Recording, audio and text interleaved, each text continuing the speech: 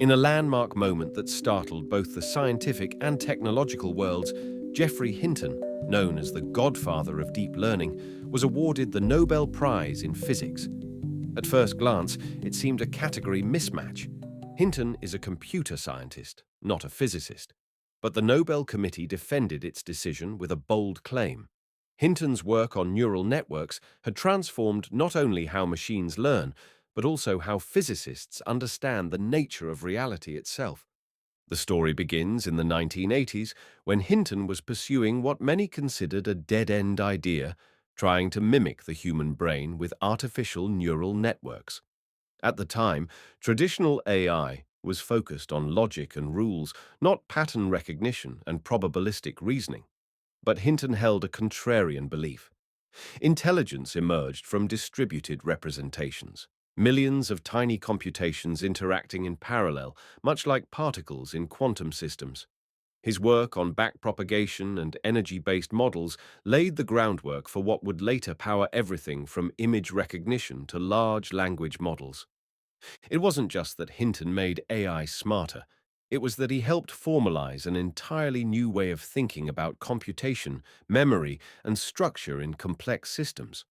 The breakthrough came when physicists began applying deep learning models, particularly energy-based networks like Boltzmann machines, to problems in statistical mechanics and quantum field theory. Suddenly, deep nets were solving problems in condensed matter physics, mapping out high-dimensional energy landscapes, and even accelerating simulations in quantum chemistry.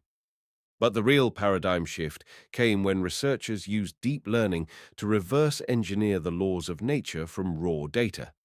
Neural networks trained on particle collision data began discovering patterns that hinted at new particles and symmetries. One research group, inspired by Hinton's theories on learning in energy minima, used neural networks to simulate the entanglement entropy of black holes, an area where conventional physics struggled. These networks didn't just crunch numbers faster, they revealed underlying structures previously hidden by noise and complexity. The Nobel Committee, in its citation, credited Hinton not for any single physics paper, but for creating a theoretical and computational framework that now underpins breakthroughs across quantum dynamics, thermodynamics, and high-dimensional systems.